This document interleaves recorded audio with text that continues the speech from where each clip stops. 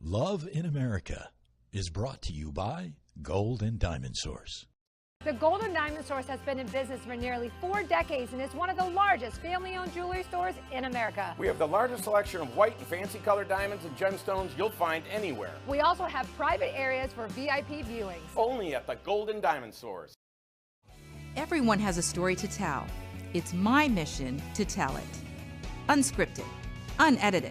We are on the record. Hi everyone, I'm Serena Fazan, and thank you so much for joining me. Wow, what a special episode today. I cannot believe it. It's my 100th episode, and as many of you guys know, I have many subcategories under On the Record, but my absolute favorite, Love in America, and look who is with me. Oh my gosh, look, I even have confetti. Yeah, you do. Okay, Molly Auld, the president of the Tampa Bay Rays, and his beautiful wife, Molly. Oh guys, thank you. I don't know what to say.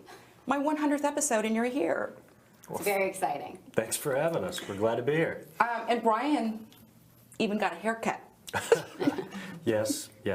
Let's talk more about that. Yes, before coming into the show. No, I can't even. Guys, not only are you my 100th episode, which I'm so humbled and flattered by, we're announcing on this show today that we're launching the Serena Fazan Network. Oh my God. Did I just say You did. that? Congratulations. That's amazing. Thank you. Okay, now I got that out of the way. I want to talk about you guys. Wonderful having you here. Molly, Brian, how long have you lived in Tampa or in the Tampa Bay area? I moved here in 2005, and I dragged Molly down, in 2008? Yep. So, long time now. And you guys live in the St. Petersburg area, correct? Mm-hmm. And such huge community advocates. I mean, gosh, let's talk about, you have 3 beautiful children. That we do. And how old are they? They are 6, 8, and 9, almost 10 in December. So. It's so amazing. You guys do so much for the community. And I have to say, their love story, which, yes, we are going to get into, started on a Post-it note. I love that. Was that a good tease? Started on a Post-it note. But before we get into the love story, talk to us about the Rays, the love you have for Tampa, and everything that you're doing for the community. And Brian, I can start with you. Wow, it's a very open-ended question. Yes. I think both of us wondered what Tampa Bay was all about when we moved here. Me a few years before Molly, but the opportunity to work with the Rays was just too exciting. And one of the things that I asked Stuart Sternberg at the time when I was coming down, because my pathway was towards becoming the principal of a school. My only other job has been as a 4th grade teacher. Was what are we really going to try to do in the community? And he said, well, that's why we're in discussions with you. We think that you've got a good take on that, and there's a whole lot that we can do in that area. And so it's been kind of core to what the Rays have done every step of the way. I'm really proud of all that we've done along the way. Stu and the rest of the ownership group has been incredibly supportive. And I've always appreciated that we basically have 3 goals: win baseball games, provide a great fan experience, and be a model corporate citizen.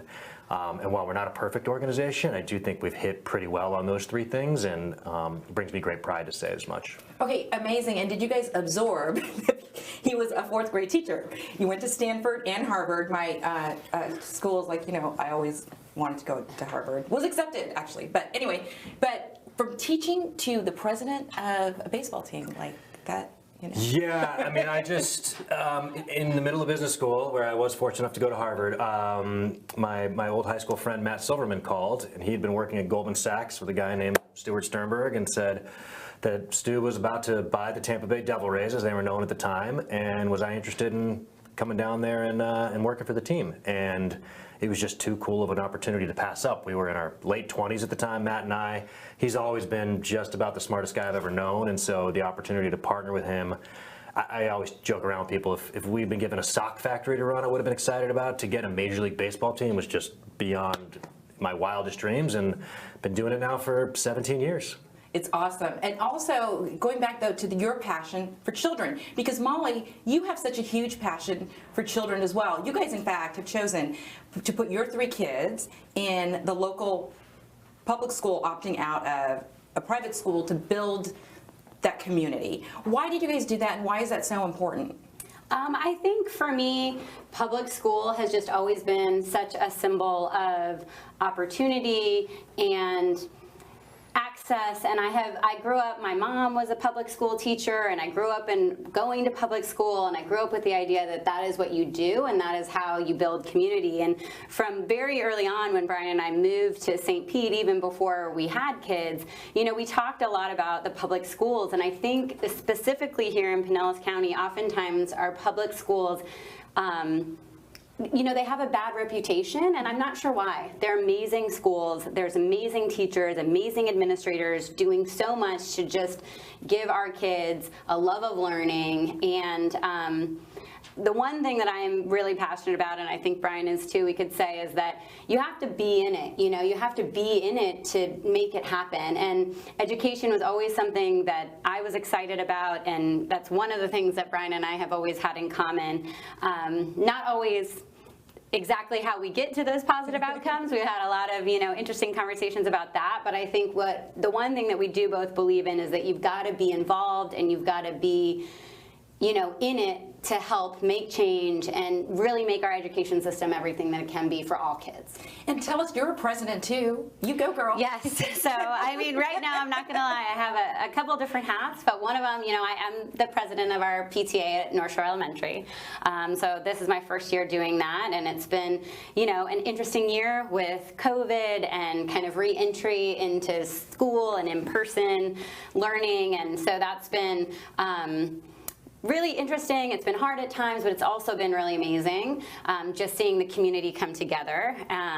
The other thing that I do, and I've been doing for a long time now, and this is actually my last year as the president of the board, is with an organization called Project Prosper.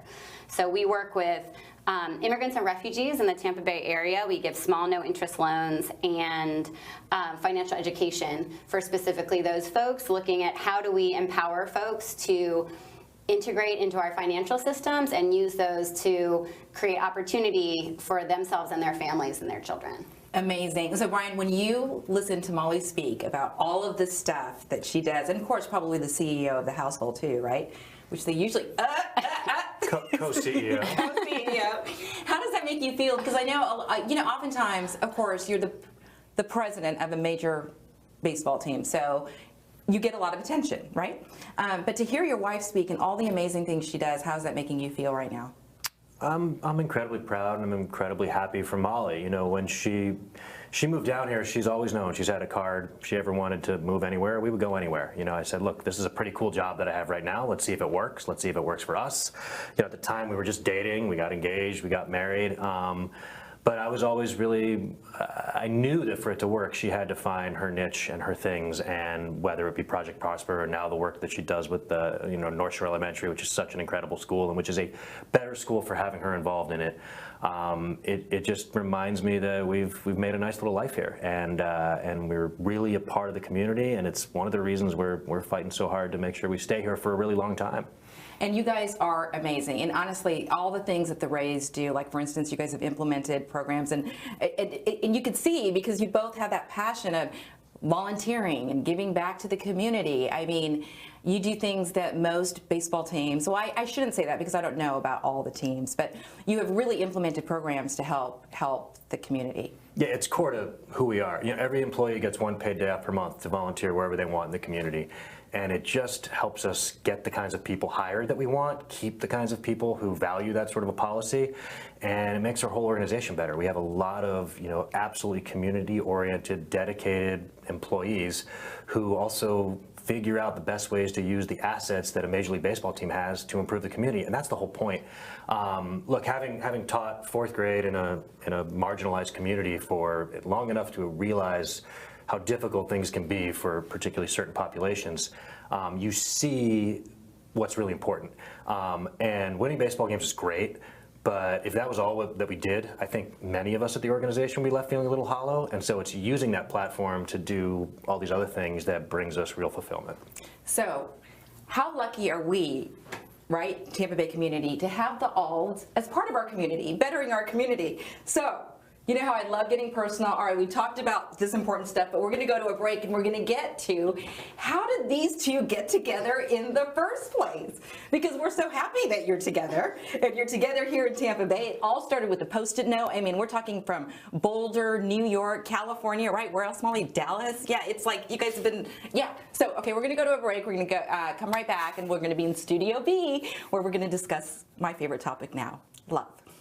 Thinking about getting engaged, planning to upgrade your wedding ring, or finally getting that Rolex? The Gold and Diamond Source can help you in many ways. You can start a layaway plan for only 10% down and 6 monthly payments. Take advantage of our 3 to 5 year interest-free financing. Or you can trade in your old broken jewelry and use it towards a new purchase. Come to the Gold and Diamond Source and find that perfect gift for the ones that you love.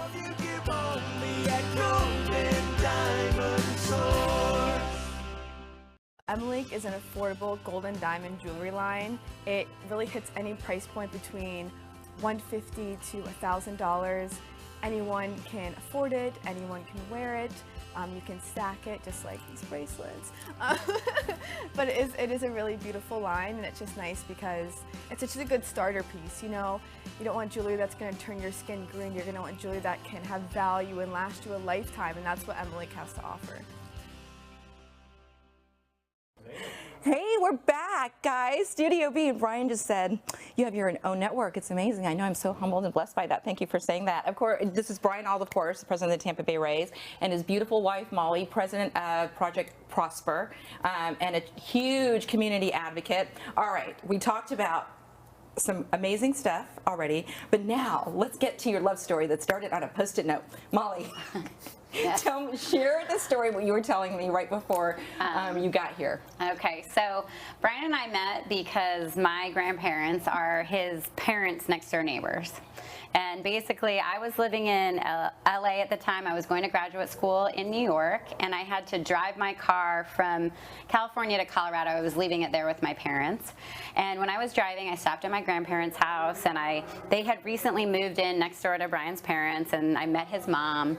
And when I was leaving, they gave me his email on a Post-it note. And my grandmother says to me, my grandparents say, like, well, you should email Brian. And I'm thinking to myself, this guy lives in Florida. I don't know what they're thinking. And did you even know what he looked like at this time? Okay. No, I did not, because they had tried to get me to come over to Carol's house and see pictures, but I was like, I'm not going to do that. So, you know, I left. Left my car with my parents. I went on to New York and started my life living in New York, going to graduate school. And every time that I would get a phone call from my grandparents or talk to my grandparents, both my grandmother and my grandfather, which is really what put me over the edge, would tell me that Carol says you haven't emailed Brian. Oh my God.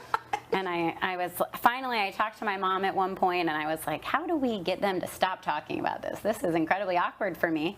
And she said, you know what, just send the email and tell him these are your crazy grandparents, and then you can tell them you've sent the email and you can be done with it. So I said, fine, and I sent Brian an email that said, hey, these are my crazy grandparents that want me to email you. I live in New York, like, let me know if you're ever around. We could, you know, meet up or something. And Brian, at this time, was your mom asking you to email Molly, or who was asking you to email Molly? Yes, constantly. But I had said, I'm not doing that. It's creepy. And I said, now, look, I'm not going to be, and my mother said, well, what if she emails you? I'm not going to be rude. Of course I'll connect and say, oh, great. Next time I'm in New York, we can say hello. Certainly wasn't anticipating any long-term romantic involvement. Neither one of our mothers, I don't think, are very good at this. They just got very, very lucky. And you know, so Molly eventually sent the email. I wrote back politely, and next time I was in New York, we went out to dinner. Okay, so let me ask you guys this though: with the, you know, constantly, have you emailed him? Have you emailed him? Have you emailed her? How long did that go on? I mean, I could guess. I went to graduate school sometime in the summer, like July or August, and I don't know, maybe like October-ish. So several months. Yeah, several months. Okay. And I mean, this was not my first time at this rodeo. I had in the past gotten emails from like someone in Romania that had met my grandmother and thought we should connect, you know. So I was kind of like, this one definitely lasted the longest, but it wasn't my first experience with my grandmother thinking she knew what was best for me. Well, your grandmother must be very happy right now. Because she's clearly, very proud of herself. Oh, yes, clearly. Okay, so you send the email. You guys are going to meet for dinner. So what happened?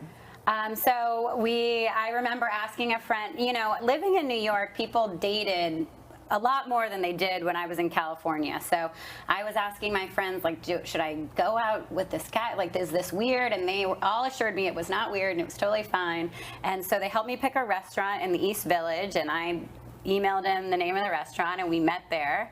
And we had dinner, and then we went out to and actually met up with a couple of Brian's friends from high school that lived in New York at the time, and we went to this bar. And when I met them, I remember them saying to me, like, the first thing they said to me, they're like, so this is weird, right, this setup? And I was like, yes, these are my people. This is all good because these are my people.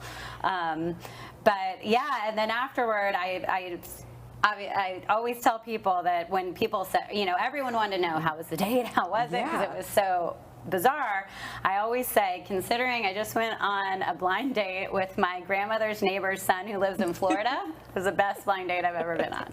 So when you walked in and saw Brian for the first time, were you like, oh my gosh, he is really good looking? What were you thinking? I'm very curious to see if she's going to tell the truth right now. So this is a little bit of a contentious situation in our family because the truth is that before I met Brian in front of this restaurant, I had Googled him so I could know, what he would look like. A fact that she lied about for, I think, 8 years before she slipped up, because she said, who Googles people? That's gross. Well, because they were Googling me. Because, of course, everybody Brian's Googled people. Friends This were is Googling part me. of how the world works. And so she judged all of them and said, how could you do that? I would never Google someone. That's so messed up. And then, 4 years after we got married, she let slip that she had Googled me. That's hilarious. And I've been leaning on that since. Yes. So I kind of walked up to Brian. I knew who he was, but I didn't want to blow my cover that I Googled him. So I remember I kind of walked up, and then I backed up and was like, are you Brian? But I already knew because I had Googled him. So when you Googled him, and believe me, I'm going to ask him these questions too, were you like, oh, okay, well, my grandmother did okay in this case? So to be honest, Brian's, at the time, his Rays profile, in my personal opinion, I always say it made me throw up a little bit in my mouth. Oh my God. Because it was very I went to Stanford and I was the captain of a lacrosse team, and then I went to Harvard and hiked Mount Everest with my father. So I was like, oh man, I don't know this guy. The bio was written by the PR department, and it didn't say I, just to be clear. So cute. Hilarious. All right, so. I'm a public school girl, so those were all very outside of my wheelhouse. So Brian, I've got to ask you though, okay, so Molly walks in. What are you thinking? Oh, I thought Molly was very pretty. This whole thing gave me unbelievable anxiety. I had had a number of girlfriends before Molly, but never dated, just sort of the way people run into each other in college. And in fact, most of the people that I had ever dated, I had literally lived in the same dorm or nearby to, because I sort of wear you down to the point where you find me interesting. And so to actually do a blind date was incredibly anxiety-inducing. The buddies that we met up with later had actually helped me pick out my clothes, and I still remember Taylor saying, where is your good stuff? And I was like, this is my good stuff. And he was like, you can't. And he gave me a shirt to wear, so I felt sort of uncomfortable in nicer clothes than I typically adorn at the time. But that's so cute that guys actually get help to pick out clothes. It's not just us. Yeah, I think it was, he didn't think I was in good shape to do this thing. Cute, the nice way to put it. I would have called it mean. And the dinner just started off. We got to talking really quickly. Our interest in education came up really, really fast. I don't know if it was that date or the next one that Molly said, I'll never move to Florida. This whole thing is silly. And I was like, that's cool. I don't come to New York that much. We'll just see what happens. And then things sort of spun from there. Yeah, but so what happened? So with that first date, you did feel clearly, you guys are married, and for how many years now? 11. 11. It's going to be 12 in February. Correct. Clearly there was a huge connection to keep it going, right? Yeah, I think it's interesting because he came back a couple of different times to New York, and I actually remember one time, I remember very distinctly, we had gone out to breakfast at a little Cuban restaurant that was one of my favorite places in like Soho.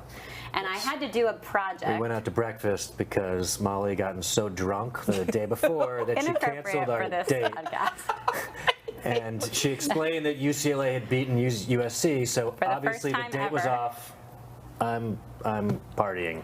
I mean, I love this honesty. I'd taken a trip to New York to see this woman. I didn't say to her that it was that because that might have freaked her out. Okay, but was it true? You actually? Yeah, I mean, look, I went more often than I would have otherwise. Okay, you know, we were young 20s, single people. I had plenty of friends in New York. It was fun to go. I had people to stay with and all that. But yes, it was sort of like. My friends, when the date got canceled, were like, well, this isn't good. Like, that's not what someone who's interested in you does, you know? And I was like, she wants to get breakfast tomorrow. I would just like to say that for those of you who know, UCLA and USC is a huge rivalry, and it is the only time I think they have ever beat that football team. That was a big deal for me. Yeah. Anyway. I went to UCLA, so. She's an independent girl. We gotta love this. It was great. I had no problem with it. Again, I didn't think this was ever really going to amount to anything. And I was having a good time regardless. Again, visiting New York, there are worse things to do. And I had a good group of friends there. So yeah, it wasn't. There were no hard feelings about it. But anyway, we went to breakfast. What happened at breakfast? We went to breakfast.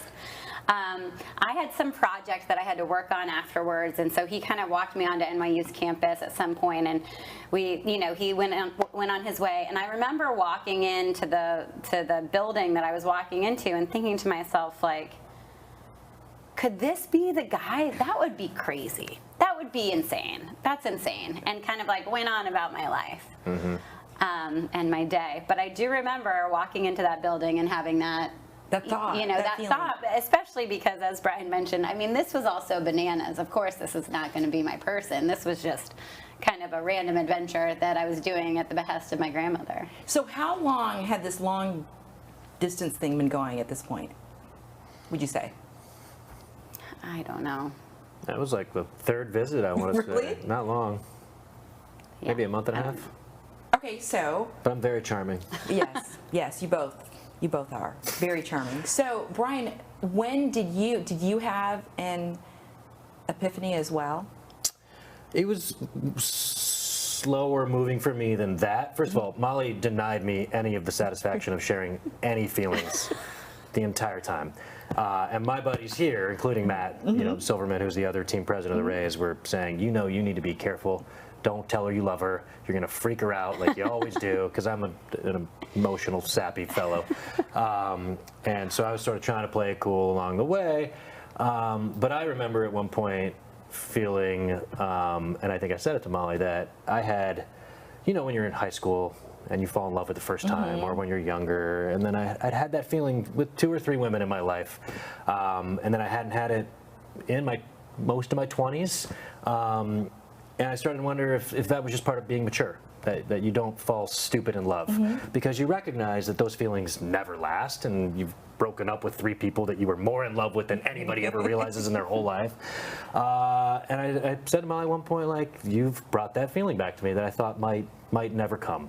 And I think it meant something to her. It was after she said I love you to me, because I was holding out to make sure she did that first on the advice of counsel.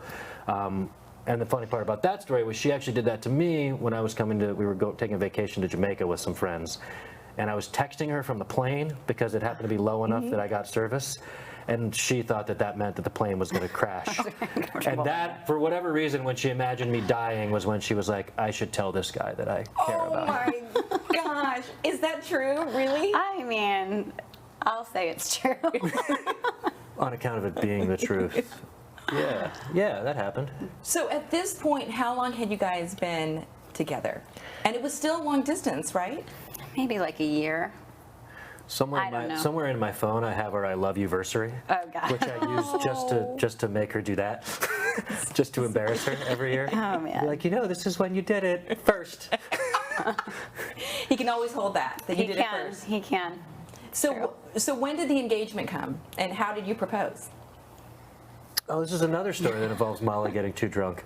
Not that she has an issue by any means, but. Brian. It was, June of 2009 or 10? Yeah, 2009. We had a real discussion about what Molly was going to do after she graduated from graduate school in New York, and it was basically like I said, well, you should move in, and the intention is for us to get married, but we are not getting engaged until we live in the same city. I'm a big believer that you should actually live together. I know that's semi-controversial. And we knew what it was like to be in each other's lives every single day, because when we saw each other up to that point, it was always like vacation. It was always just wonderful and romantic and exciting, and then you had gaps in between. And I've just seen too many times where that works, and then people actually have to go about their lives, and it's really hard. And Molly was going to have to find something to do while I was working this really challenging job in this really exciting environment. And so we wanted to make sure we could see our way through that. And so I think about a year after Molly moved down to Florida and we've been living together, I knew that it was time to propose. I got my grandmother's ring and wanted to be able to ask her parents in person. I also knew that if I gave her mother more than 24 hours notice, my cover would be completely blown. And so we did it at actually the very grandparents who set us up. No way. 75th birthday / 20th wedding anniversary or something in Breckenridge. And they had invited everyone and their mother to this event. And I remember, like, it took me 3 hours to find a time where I could actually get her parents alone, away from all these people, to sort of, I wasn't asking for permission because I felt that was inappropriate, but I wanted to say it would mean something to me if I had your blessing. It's happening. Just to be clear, it's happening, whether you like it or not. And I knew they were fine with it, but I wanted to, do it in the 2000s style.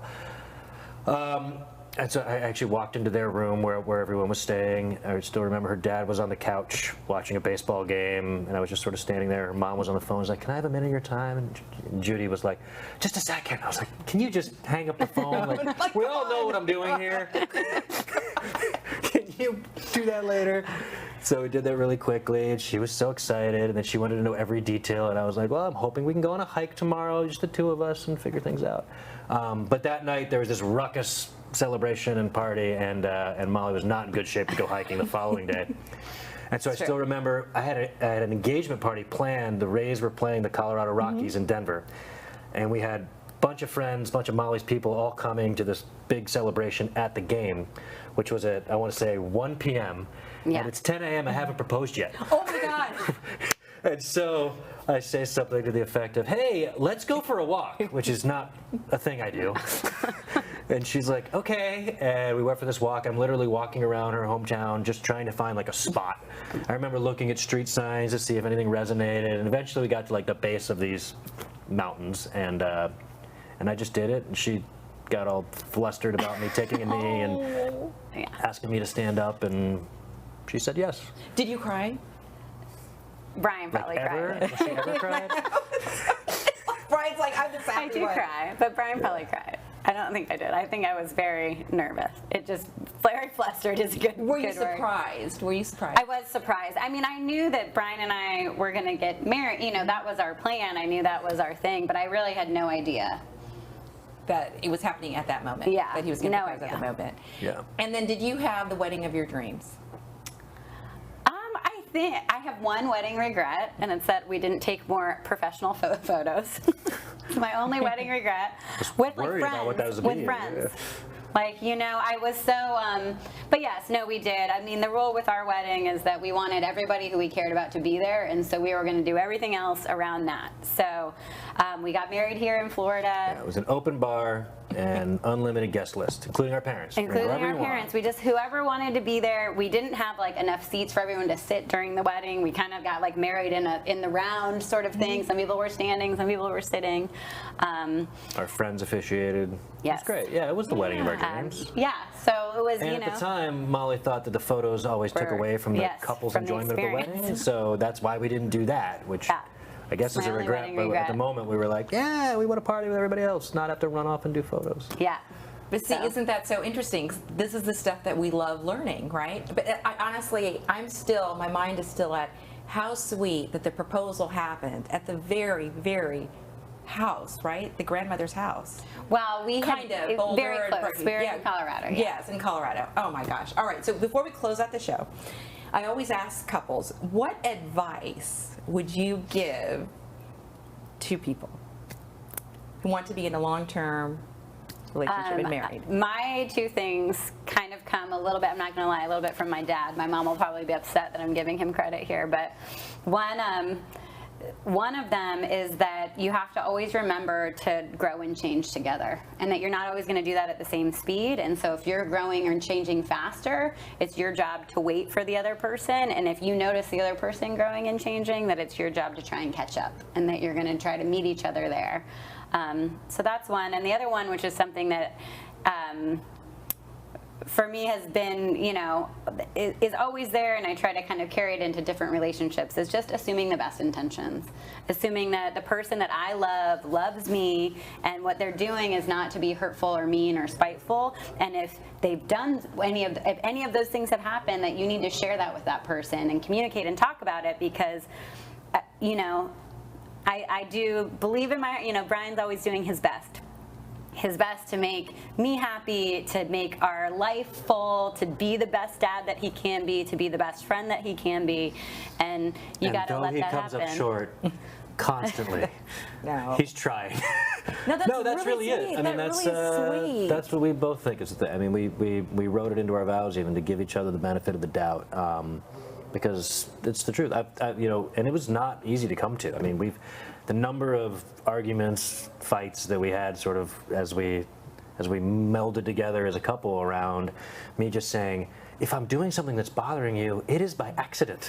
Like, all I want is for you to be happy. It's literally the most important thing in the world to me. And so just help me do it, and we'll accomplish that. The last thing I want to do is be in this argument. And if you sort of stay with that and work your way through it and learn to trust one another in it, and it has to be true, by the way, or it doesn't work, then you can get there. But I always, I'm always so grateful. Molly has never once said, don't go take that trip with your friends. Don't go out tonight. When just sort of to keep me from doing it, right? Mm-hmm. If there's a reason, then of course we understand each other. But we both want each other to get everything we can out of life, and recognize that sometimes that means making sacrifices. I love that Molly doesn't have to worry for a second about going away for the weekend either. She knows the kids aren't going to eat as well as they would otherwise. There's probably going to be some Band-Aids that get deployed, but I'll get through it and it'll be fine, and I'm game for it, right? And I love that she does that. So I would say those things. Well, you guys are an amazing couple, and again, I'm so honored and flattered that you would come on the show on Love in America, and especially my 100th episode. I thought this was very cute, guys, that they watched or listened to, at least, Alex and Andrew Warren's Love in America podcast. They were on Valentine's Day, actually. We featured them on Valentine's Day. Uh-huh. So I think that, you guys, hey. Exceeded them? Well, I would say equal, right? Feels like a little bit of a cop-out. Yeah, If all the listeners out there, maybe you could do a poll. I think we should totally do a poll. I'm not the least bit competitive with Andrew, so I'm not worried about it at all, but a poll would be great just to see. I think a poll is a great idea. Mm-hmm. We're going to have a lot of fun couples on. In fact, Martin Gramatica is going to be coming on with his wife. Tony Dungy said he's coming on with his wife. Let's do a poll. The truly accomplished individuals we're not trying to compete with, but I certainly want to beat the Warrens. Okay, all right. Okay, you heard it here on the record. Let's do a poll. Guys, thank you so much for joining us. You can find me on multiple platforms, and they usually put up this amazing graphic with all these platforms. But I have even more platforms, but the graphics, there we go. There we go. But it's growing. So I really, really appreciate it. And have a great week, everyone. And we'll see you soon. Stay safe.